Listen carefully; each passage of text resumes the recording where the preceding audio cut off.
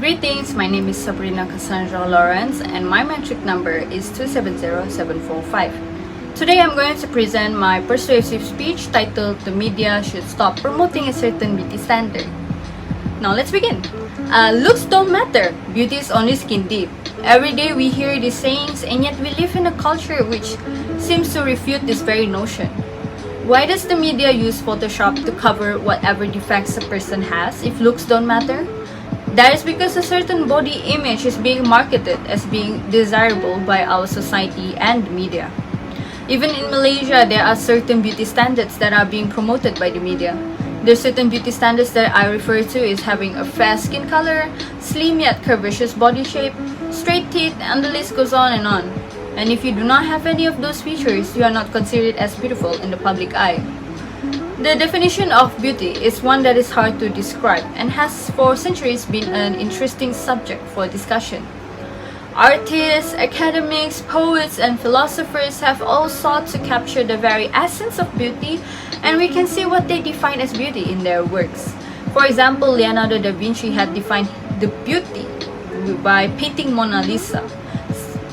A common belief is that beauty is subjective, that it depends on the perception of the individual itself when perceiving something, be it a person, a place, or an item, to be called beautiful. However, the media had expressed socio-cultural expectations through a lot of mediums to society in terms of the ideal body shape and size, which in turn established an understanding of what a perfect man and woman should look like. This artificial and unrealistic ideal of perfection that was bombarded to the men and women every day gives them a goal that is difficult to attain, and the consequences are devastating. I bet that all of us will feel certain jealousy and envy whenever we scroll through the social media and see beautiful girls with a small waist, or come across a muscular, handsome man on the cover of the magazine and always end up having thoughts that you're not beautiful enough, not skinny enough, and etc. I myself have experienced this situation too. I always hated the idea of how the media holds the power to change a person's view on beauty, when beauty should be on the eye of the beholder and not from a lens. Now, after researching this issue, I wanted to share the effects of the media promoting a certain beauty standard. The media should stop promoting a certain beauty standard, as it will lower one's self-confidence, give unnecessary pressure, and also cause harm to the individuals. Beginning with the media can lower one's self-esteem when promoting a certain beauty standard. First of all, the media should avoid endorsing a certain ideal of attractiveness, as it can reduce one's self-esteem. Sinead Gorman, a graduate from the Department of Social Science, had conducted and published a study on the effects of media on body image and self-esteem on both women and men. Body image has become an important part of one's mental health, self-confidence, and well-being as a general. The Western society always filled the magazines, TV commercial, movies, and social media platforms with these images of unattainable ideals, and are usually images of slender, blonde, bombshell white women. Until recently, self-confidence of the body image for both males and women were not much of an issue, but these ideas of having that perfect body have grown over the decades. Women are usually represented as the slender type with no flaw at all, and also associated with small waist and very little body fat. Many scholars believe that this representation in the media have an impact on the body image and will foster low self-esteem in people. A study was conducted on the measurement of body and muscle mass done by male models, and that they found out that the men's muscle size has steadily increased over the years. Furthermore, Bartlett, Vowles and Saussure reveal that males can be affected by these muscular ideals as much as women can be affected by the slender ideals. Their research showed that media consumption was strongly correlated with males between the age of 12 and 23 feeling bad about their bodies.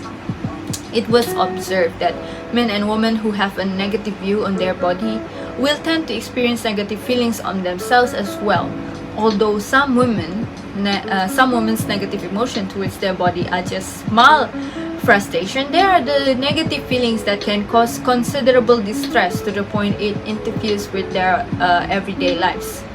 Now, self-esteem is also closely related to how one's feel about their own body, and for many centuries, physical appearance has been the leading factor for self-esteem. Now, therefore, people tend to judge others and themselves on how they look, which results in mistreatment and poor judgment of character.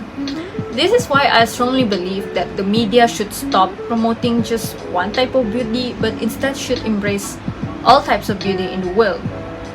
The media should showcase more on the diverse culture and beauty that can be found in every continent, as to make people that do not conform to the beauty standard feel appreciated. Self-confidence is the first step to make one love themselves, and the media should play a role in giving the confidence people need. Next, promoting a certain beauty standard can give unnecessary pressure.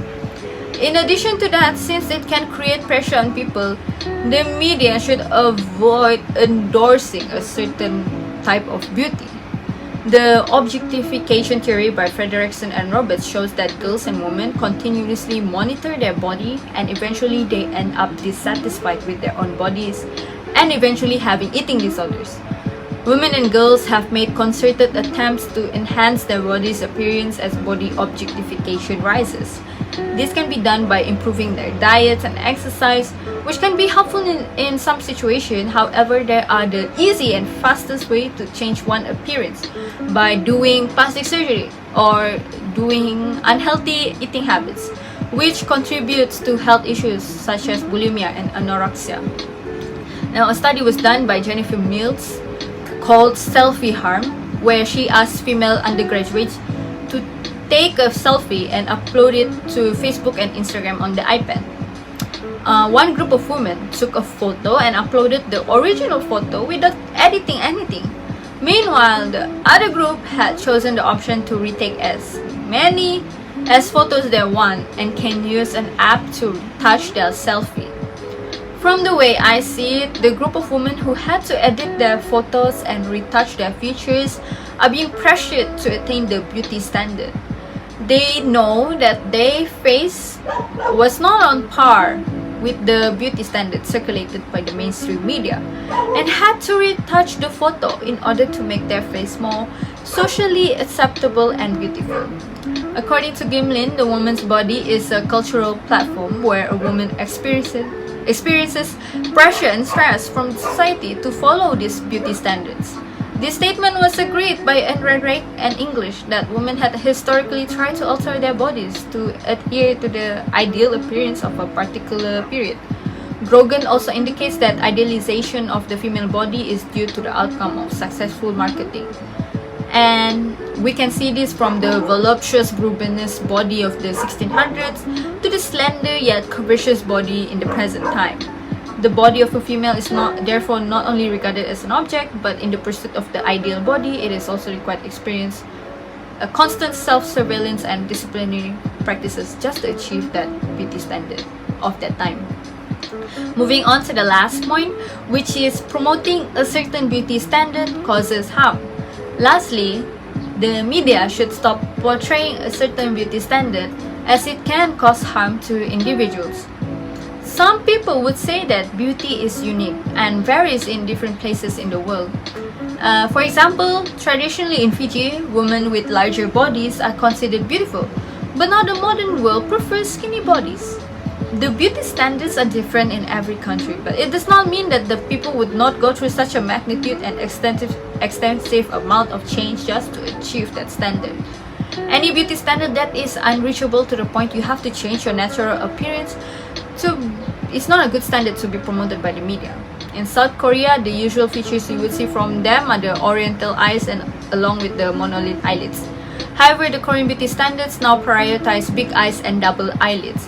Plastic surgery is widely and socially accepted to the point it is natural to give your children a double eyelid surgery as their 16th birthday present.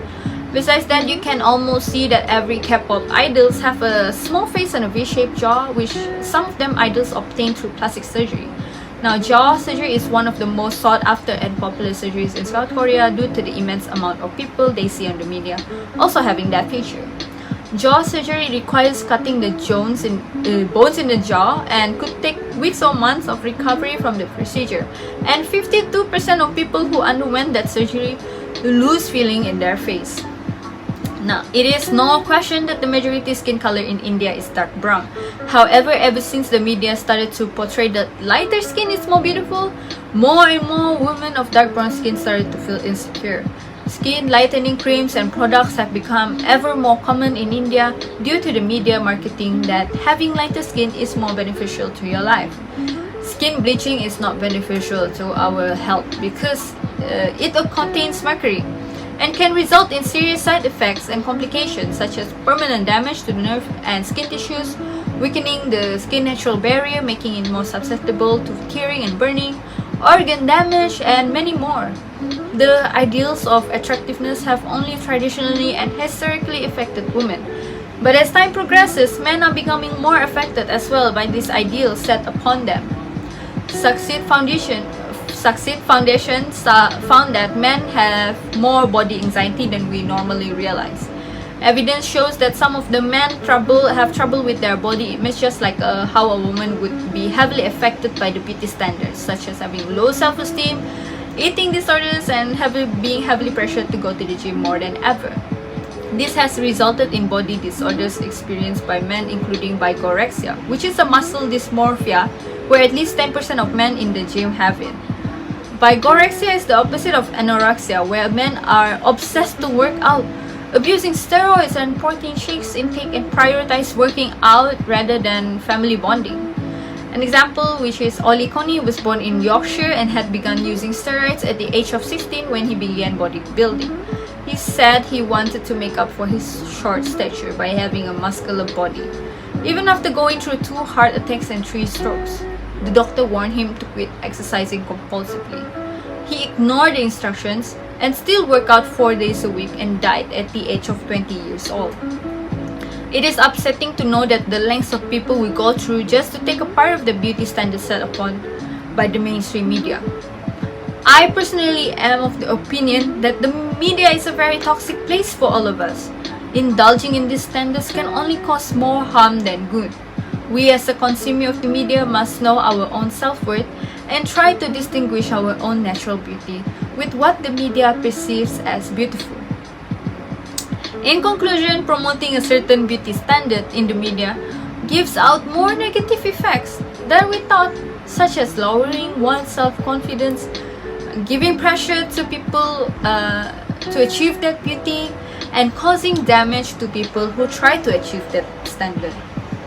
The power to judge our beauty should not be given to the media, but instead to ourselves, as we are the owner of our own bodies and we should be in control of what we do with our body and our body image. That is all from me. Thank you.